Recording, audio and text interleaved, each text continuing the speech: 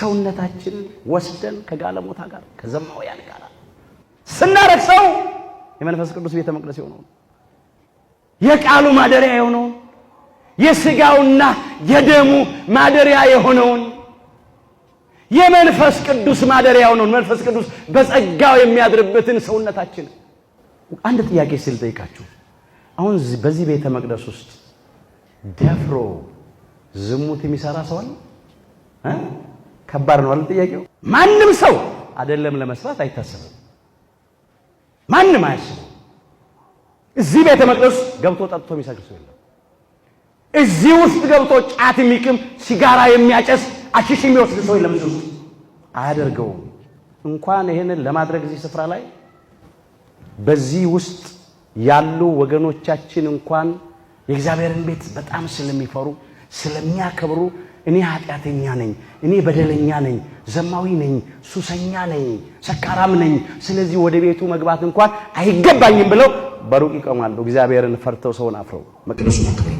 ግን መቅደስ በሆነው አካላችን ስንት ርኩሰት ተፈጽሟል፣ ስንት ነውር ተሰርቷል።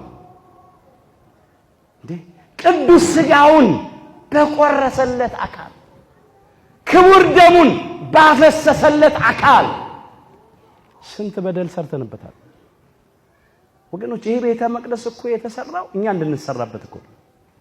ይሄ ቤተ መቅደስ እኮ የታነጸው እኛ እንድንታነጽበት እኮ ነው። የቤተ መቅደሱ ዓላማ እኛ እንድንቀደስበት ነው። ግን መቅደስ አካላችን አርክሰነዋል።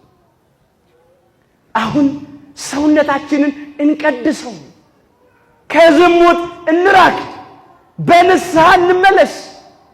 አንዳንዶቻችን በስካር ሕይወታችን ተበላሽቷል። መንፈስ ይሙላባችሁ እንጂ በወይን ጠጅ አትስከሩ፣ ይህ ማባከን ነውና ይላል ኤፌሶን 5:18 ላይ። መንፈስ ቅዱስ በጸጋ ይደርባችሁ እንጂ በወይን ጠጅ አትስከሩ። ወይን ጠጅ ያለው አልኮሉን ነው፣ የሚያሰክረውን መጠጥ ነው። መንፈስ ይሙላባችሁ፣ የመንፈስ ቅዱስን ፍሬዎች አፍሩ እንጂ የጽድቅን ሥራ ስሩ እንጂ በወይን ጠጅ አትስከሩ። ይህ ማባከን ነው። ገንዘብን ማባከን ነው። ጤንነትን ማባከን ነው። ትዳርን መበተን ነው። ጸብና ክርክርን ማምጣት ነው። ጠጥቶ መስከር እኮ በፈቃድ ማበድ እኮ ነው። ጠጥቶ መስከር እኮ በገንዘብ የጉበት በሽታ መግዛት እኮ ነው። ምንድነው አሁን ከመጠጥ የሚገኘው ጥቅም ምንድነው? ምንድነው የሚገኘው ትርፍ? መጽሐፈ ምሳሌ ምዕራፍ 23 ቁጥር 29 ጀምሮ ዋይታ ለማን ነው? ሐዘን ለማን ነው? ጩኸት ለማን ነው? ጠብ ለማን ነው? ያለ ምክንያት መቁሰል ለማን ነው? የአይን ቅላት ለማን ነው? ስካር መጠጥ የሚያመጣውን ነገር ነው የዘረዘረው። የወይን ጠጅ በመጠጣት ለሚዘገዩ አይደለምን አለ። የሚያሰክረውን መጠጥ ነው ወይን ጠጅ እያለ የሚለው እዚህ የሚያነሳው። የተደባለቀ የወይን ጠጅ ይፈትኑ ዘንድ ለሚከተሉ አይደለምን አለ። የተደባለቀ አለ። ዓለሙ ዛሬ የሚያነሳው ማለት ነው። ወደ ወይን ጠጅ አትመልከት አለ። በሩቅ ሲያጥር በቀላ ጊዜ መልኩም በብርሌ ባንጸባረቀ ጊዜ እየጣፈጠም በገባ ጊዜ በኋላ እንደ እባብ ይነድፋል፣ እንደ እፉኝትም መርዙን ያፈሳል። ዓይኖች ጋለሞታዎችን ያያሉ፣ ልብህም ጠማማ ነገርን ይናገራል አለ። የእባብ መርዝ ነው አለ። እንደ እባብ ይነድፋል። ብድግ አድርገው አንድ በሞቴ ይላል አይደል? ከዛ ሁለተኛ አንድማ ያጣላል። ጠጥቶ በመስከር ለመታረቅ ለመስማማት። ጠብ ለማን ነው? ዋይታ ጩኸት ለማን ነው? ያለ ምክንያት መቁሰል ለማን ነው ያለው? እነሱ ግን ሁለት ያፋቅራል ብሎ ብድግ እንደገና ሶስተኛ ደግሞ ሶስት መበተኛ ለመበታተን እርስ በርስ ለመበታተን አራተኛ ደግሞ ለመንገድ ቤቱ ሊያደርሰው ነው፣ መንገድ ላይ ያስቀረዋል። ስንቱ ውሻ ልሶታል መንገድ ላይ። ጠጥቶ ሲሰክር ስንቱ በመኪና አደጋ ሞቷል። እየተንገዳገደ በቃ የሚያደርገውን የሚሰራውን አያውቅም። ከዚህ ምን ትርፍ አለ? ጠጥተን የሰከርንበት ዘመን ይብቃ። አሁን ሰውነታችንን እንቀድስ፣ ራሳችንን እንግዛ። ስካር የሥጋ ሥራ ነው፣ የጨለማ ሥራ ነው። ስካር የአሕዛብ ነው። አሕዛብ ናቸው ስዱ የሚኖሩት በቃ ራሳቸውን የማይገዙ። እኛ ግን የሰከርንበት ዘመን ይብቃ። ያዋርዳል። ብዙዎች ተዋርደዋል። በዚህ በቂም በበቀል የኖርንበት ዘመን ይብቃ። በመለያየት በመበላላት በመነካከስ በጎጠኝነት የኖርንበት ዘመን ይብቃ። አንዳንዶቻችን እኮ አሁን በጎጠኝነት እስበስ በመለያየት እየፈረስን እኮ ነው።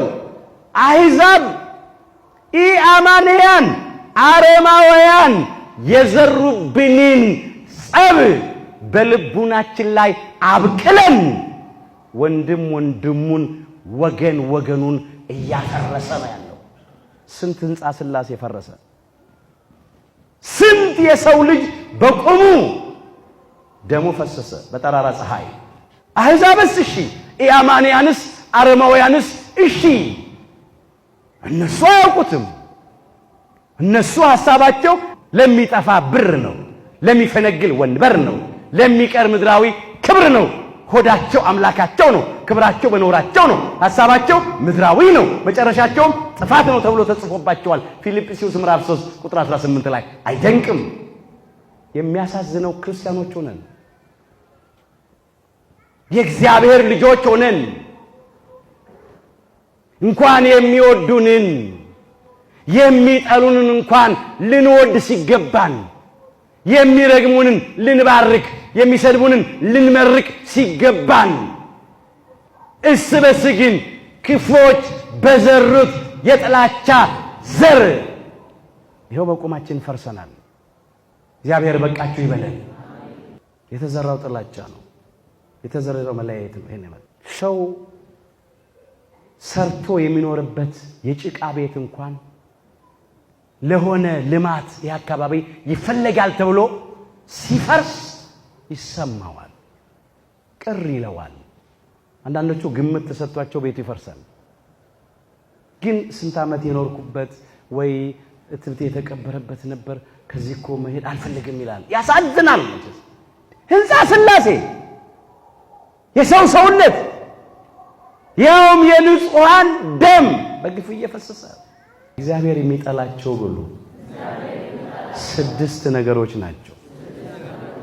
7ኛውንም ነፍሱ አጥብቃ ትጸየፈዋለች። በወንድማማቾች መካከል ጠብን የሚዘራ መጽሐፈ ምሳሌ ምዕራፍ 6 ቁጥር 16 ጀምሮ ተመዝግቧል። እግዚአብሔር የሚጠላቸው 6 ነገሮች ናቸው። 7ቱንም ነፍሱ አጥብቃ ትጸየፈዋለች ይላል፣ ይዘረዝራቸዋል። 7ኛውን ያነሳሁት እኔ በወንድማማቾች መካከል ጠብን የሚዘራ እግዚአብሔር አጥብቆ የሚጸየፈው አጥብቆ የሚጠላው ይሄንን ነው። ዛሬ ኢትዮጵያውያን ጸብ ተዘራ፣ መካከላችን መለያየት ተዘራ፣ ጥላቻ ተዘራ። ያ አሁን በቀለ፣ እየታጨደ ነው፣ እየበላን ነው። አሁንም ገና አልበቃም፣ አልቆመም። እግዚአብሔር እንደገና በምህረቱ ይጎብኘን። አሁን ግን እባካችሁ እኛ ሰውነታችንን ቀድስ፣ ቅዱሳን እንሁን፣ ለእግዚአብሔር እንለይ። ክርስትናችን ይብለጥብን፣ እግዚአብሔር ይብለጥብን። ከሚያልፈው የማያልፈው፣ ከጊዜያዊው ዘላለማዊው፣ ከምድራዊው ሰማያዊው፣ ከሰው የእግዚአብሔር ይብለጥብን። ቋንቋ ጎጥ እየቆጠርን ወርደን ስበሳ እንባላ አንጣላ። ይሄ ነውር ነው፣ ርኩሰት ነው፣ ጥፋት ነው። ከዚህ ማንም ሰው አያተርፍም፣ ማንም ሰው አይጠቀምም። ወገኖቼ ይሄ ሁሉ በጸብ በመለያየት በጥላቻ በጎጠኝነት የመርከስ ውጤት ነው። በፍቅር ብንቀደስ ኖሮ አንፈርስም ነበር።